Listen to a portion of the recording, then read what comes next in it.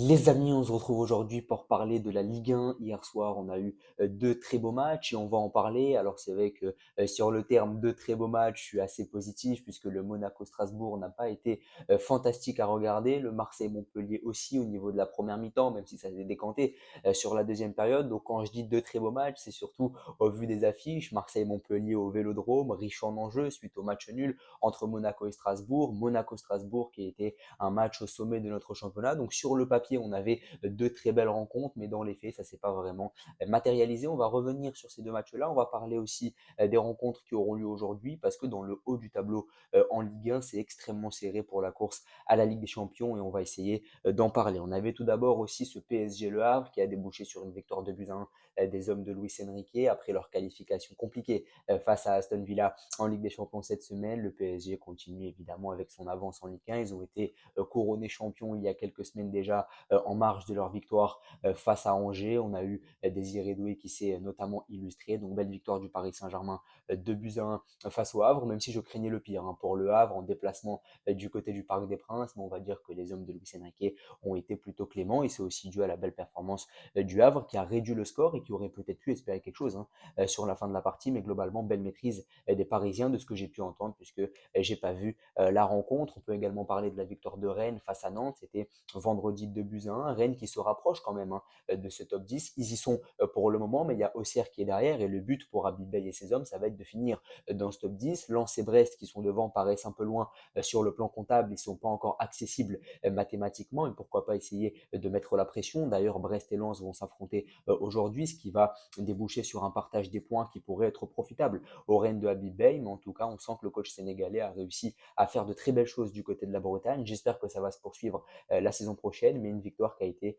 acquise sur le fil dans les dernières minutes. 2 buts à 1 grâce à la pépite Mohamed Meïté, 17 ans, joueur que je trouve plutôt intéressant et qui a été vraiment lancé par son coach et qui est vraiment très confiant quant à ses chances de s'imposer la saison prochaine encore plus dans le 11 rennais. En tout cas, maintenant qu'on a parlé de tout ça, on peut évoquer ce Monaco-Strasbourg. Alors plutôt ennuyant, j'ai regardé la première période, sur la deuxième mi-temps, j'étais un peu plus passif on va dire, mais c'est vrai que sur la première mi-temps, j'étais plutôt concentré. On a vu une belle domination monégasque. C'est vrai qu'ils étaient au-dessus de cette équipe de Strasbourg qui est venue dans ce système un peu en 5-2-3, résolument défensif. Et cette équipe de Monaco aurait pu ouvrir le score juste avant la mi-temps, mais le but de Mika Bieret a été refusé pour hors-jeu. Mais globalement, cette équipe Monaco, elle cadre deux fois plus de frappes que Strasbourg. Quatre frappes cadrées pour le club du Rocher contre deux pour une équipe de Strasbourg qui n'a pas été aussi ambitieuse qu'elle avait pu l'être face à Nice notamment, finalement 0-0, c'est un bon résultat, je trouve quand même pour Strasbourg. Autant la semaine dernière, le match nul face à Nice n'était pas un bon résultat parce que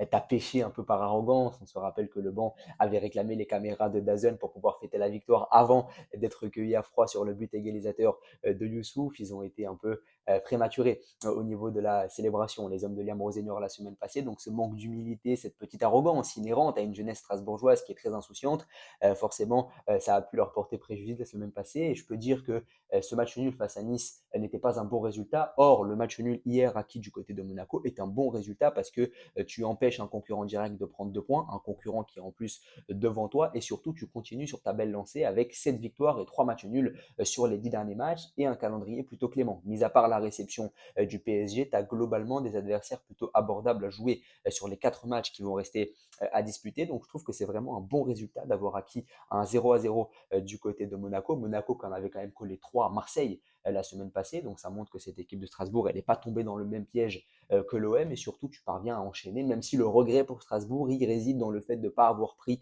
ces 3 points la semaine passée face à l'OGC Nice, qui t'aurait permis de jouir d'un matelas plutôt confortable sur l'OGC Nice qui va jouer cet après-midi face à Angers. Monaco-Strasbourg 0-0, match nul plutôt terne, insipide, qui ne profite pas à l'AS Monaco parce que si Lyon s'impose, les Gaunes reviendront à hauteur de l'AS Monaco. Si Lille s'impose aussi face à Auxerre cet après-midi, les Dogs reviendraient à 1 point de Monaco. Donc c'est vrai que ce match nul il permet à tes concurrents directs de revenir soit à hauteur, soit à un seul point. Et ça, c'est problématique quand on voit que cette équipe elle a été capable la semaine dernière d'en coller 3 à l'OM. Ne pas pouvoir enchaîner face à Strasbourg, c'est un problème et c'est le problème et le fil conducteur de la saison monégasque, c'est le fait de ne pas avoir suffisamment de continuité. Et comme je l'ai dit, cette équipe strasbourgeoise, même si le regret il peut résider sur le match nul concédé la semaine passée face à l'OGC Nice à domicile, et bien là, il n'y a pas de regret. Tu aurais peut-être pu, si tu avais eu un Emega un peu plus efficace, un Morera un peu plus actif, tu aurais peut-être pu essayer de marquer un but et t'imposer sur une sorte de hold-up. Mais globalement, le 0-0, il est plutôt mérité, même si Monaco, si on prend l'ensemble de la production offensive, aurait mérité de l'emporter quand même sur cette partie. Mais ils ont peut-être manqué justement de créativité. Les hommes d'Adi Hutter avec un Akliouche que je trouve un peu décevant sur les dernières semaines, qui n'est pas suffisamment décisif, je trouve, dans le dernier tiers du terrain, que j'aimerais voir un peu passer la deuxième, notamment sur les phases offensives. Et puis derrière, un problème de créativité aussi, parce qu'à part Akliouche et Minamino, derrière, c'est un peu léger pour créer le jeu du côté de Monaco. Et côté Strasbourg, on n'a pas eu les offensifs aussi performants que d'habitude. Et Mega, Morera ont été un peu muselés, ils ont essayé de se contenter des miettes qu'ont pu leur donner les Monégasques, mais défensivement, une équipe plutôt solidaire. Là aussi, on sent des joueurs qui prennent du plaisir à jouer ensemble, même sur les phases défensives qui peuvent s'avérer difficiles à certains égards. On parle également d'OM Montpellier. À mon plus grand bonheur, l'OM s'est imposé 5 buts à 1 face au club de la Paillade. Montpellier qui est évidemment enlisé dans une profonde crise, qui va sûrement être relégué en Ligue 2. Ils ont 9 points de retard sur le premier non relégable. Zoumana Kamara a pu célébrer son deuxième match sur le banc montpelliérain. Il avait été défait la semaine passée face à Angers 2-0. Même tarif aujourd'hui face à l'OM, défaite 5 buts à 1. Tarif un peu plus lourd, mais c'est aussi inhérent à la qualité de l'adversaire qui est supérieure à Angers. T'en prends 5. Pourtant, et paradoxalement, j'ai vu des choses plutôt prometteuses dans ce Montpellier de Zoumana Kamara et j'ai hâte de les voir en Ligue 2 la saison prochaine parce que je pense que l'ancien du PSG peut vraiment faire un travail intéressant avec pas mal de joueurs. Il y a vraiment des joueurs intéressants, je trouve quand même, dans cette équipe de Montpellier. Nicolas Pays, que tu es allé chercher au Puy-en-Velay cet hiver suite à la très belle performance qu'il avait réalisée contre toi en Coupe de France. C'est un joueur plutôt intéressant, je trouve, même si on sent qu'il manque un peu de bagage pour le moment pour la Ligue 1. Mais je trouve qu'il y a quand même des profils assez intéressants chez cette équipe de Montpellier qu'il faudrait exploiter la saison prochaine. Là aussi, j'aime beaucoup Nzingula, notamment au milieu de terrain. Je l'ai trouvé plutôt intéressant hier, mais globalement, tu es beaucoup trop faible pour espérer tenir tête à l'OM. Et pourtant, tu arrives à 1-0 à la mi-temps et 1-0 concédé sur penalty. Et à ce moment-là, on se dit que on va rester sur notre faim, comme lors de la victoire face à Toulouse, comme lors de la victoire face à Nantes, où tu prends 3 points du côté de l'OM, c'est très bien, mais où on reste un peu sur notre faim au niveau de la production. Face à Toulouse, t'en prends 2, t'es pas loin de prendre le troisième. Si Babica n'est pas un peu plus adroit, tu peux en prendre encore. Si Babica n'est pas aussi maladroit, pardon, tu peux en prendre encore plus face au club rose lors de la victoire face à Toulouse. Donc c'est vrai que cette équipe de l'Olympique de Marseille, elle avait l'habitude de nous laisser un peu sur notre faim lors des succès à domicile face à des équipes réputées un peu plus modestes. Et hier, face à Montpellier, c'est un peu le sentiment que j'ai eu à la mi-temps, c'est de me dire, ouais, on mène à 1-0, mais c'est 1-0 sur penalty, face à la lanterne rouge, on reste un peu sur notre faim. À domicile, quand on voit le tifo et l'ambiance hier, face à la lanterne rouge, tu es obligé de faire un carton offensif, tu es obligé de marquer beaucoup de buts. Et à 1-0 à la mi-temps, on était quand même un peu déçus. On s'est dit oui, on va gagner parce que cette équipe de Montpellier, elle est beaucoup trop faible pour espérer faire quelque chose. Quoique l'OM a l'habitude de relancer les équipes en crise, donc j'étais pas non plus 100%, 100% sûr de la victoire à la mi-temps. Mais ça s'est décanté sur la dernière demi-heure avec 4 buts inscrits, avec Adrien Rabiot notamment. Et c'est l'un de mes points favoris de ce match-là que j'aime vraiment souligner, c'est le fait que Rabiot ait inscrit sa 7e réalisation en Ligue 1 cette saison. Je pense vraiment qu'il peut aller chercher les 10 buts, même si inscrire 3 buts en 4 matchs, ça paraît quand même compliqué, mais c'est vrai que l'international français justifie le repositionnement de De Zerbi à ce poste-là. Pour lui, c'est vrai qu'au début de la saison, on se disait Rabiot un peu plus haut, c'est peut-être un peu compliqué. À la base, c'est un numéro 6, puis il a joué 8. Puis est-ce que ça va vraiment coller à ce que sont ses réelles qualités? Et offensivement, ce repositionnement donne raison à Roberto De Zerbi, puisque l'ancien de la Juventus Turin, ce poste de numéro 10, résolument offensif, il inscrit 7 buts cette saison en Ligue 1. Donc ça a justifié ce repositionnement au fur et à mesure de la saison, même à Monaco. Hein. La semaine passée, on coule complètement 3-0, mais le seul qui propose quelque chose offensivement, c'est Adrien Rabiot.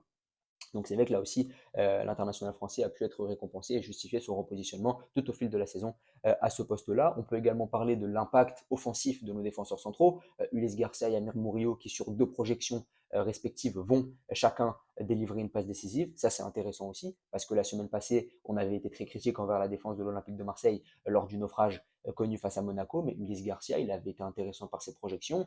Amir Murillo, il avait été décevant, on n'avait pas vraiment senti sa connexion avec un Luis Enrique qui était complètement aux abois. Là, on l'a un peu plus senti sur les phases de dédoublement, sur les jeux à 3, avec Højbjerg, avec Luis Enrique, les dédoublements, les triangles, des circuits qui sont travaillés, des circuits préférentiels, bossés à l'entraînement, et on l'a vu beaucoup plus se projeter et prendre un peu plus la largeur là aussi, donc c'est très intéressant, et on a vu des schémas qu'on n'avait plus vus depuis longtemps sur le plan offensif, ces fameux triangles qui vont derrière déboucher sur un centre, un Rabiot qui redescend un peu plus bas pour créer le surnombre, la densité au milieu de terrain, pour créer avec Rongier et Højbjerg, un Greenwood en jambes, et ça change tout dans une équipe. Quand Greenwood est inspiré, forcément, les situations se débloquent beaucoup plus facilement, et des joueurs qui ont retrouvé de la confiance. Jonathan Rao, qui a notamment marqué un très joli but, on sent quand même qu'on a des joueurs qui retrouvent peu à peu de la confiance, même si ça reste relativisé par rapport à la faiblesse affichée de l'adversaire. Montpellier, c'est quand même la lanterne rouge, même si encore une fois, j'aimerais être positif avec cette équipe de Montpellier. T'en prends 4 sur les 30 dernières minutes, mais pendant 65 minutes, il n'y a que 1-0 et tu es plutôt cohérent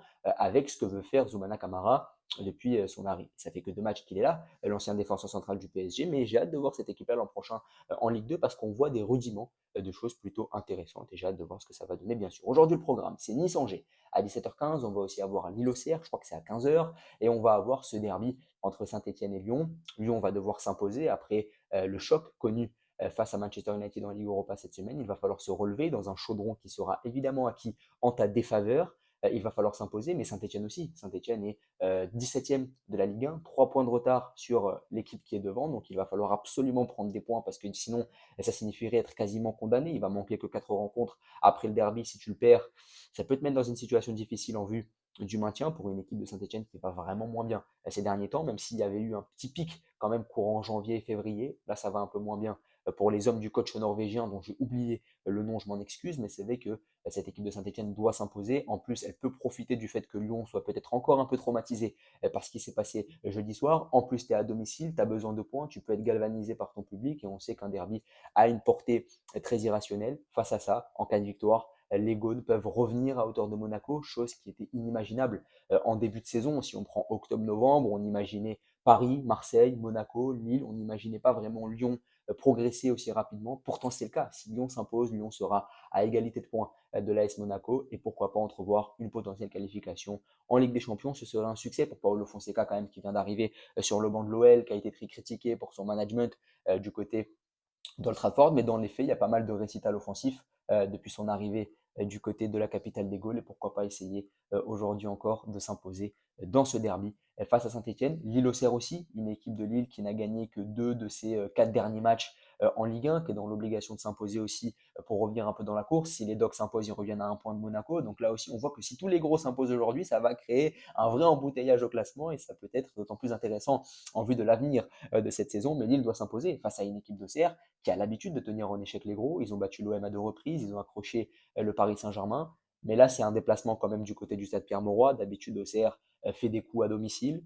À voir là aussi, mais je pense que Lille va tout de même s'imposer parce que ça me paraît être supérieur. Mais attention à cette équipe d'OCR, j'ai peur d'arriver sur un 0-0 insipide, comme on a pu le voir hier avec ce Monaco-Strasbourg et Nice-Angers. Nice qui ne s'est plus imposé depuis 5 matchs, qui reçoit une équipe d'Angers qui a enfin brisé la malédiction de 5 défaites de suite en s'imposant la semaine passée face à Montpellier 2-0.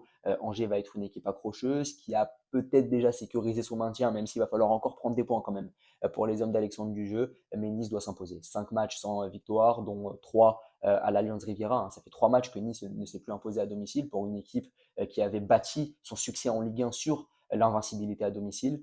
C'est quand même assez paradoxal, mais voilà, Nice va devoir s'imposer cet après-midi pour revenir dans la course, recoller à Strasbourg qui est actuellement 6e de la Ligue 1 et essayer évidemment d'entrevoir un avenir européen. En tout cas, n'hésitez pas à vous abonner, à liker et à partager. Merci beaucoup.